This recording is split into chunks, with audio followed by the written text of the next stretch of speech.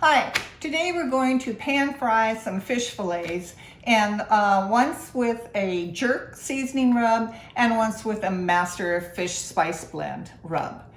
But the coup de grace of these fish fillets is a plum sauce. It's really easy. It's basically just some plums and some butter and onions, but it pairs wonderfully with the fish. You've got the sweet tart, astringent flavor of the plums that mixes with the semi-spicy rubbed pan-fried fish. Now, just a heads up, if you subscribe to my channel, you are going to be seeing a lot more seafood or fish recipes. And that is because I'm doing a deep dive into the Pesco Mediterranean lifestyle or diet, if you will.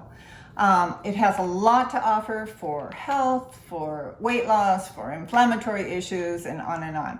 So I'm sold.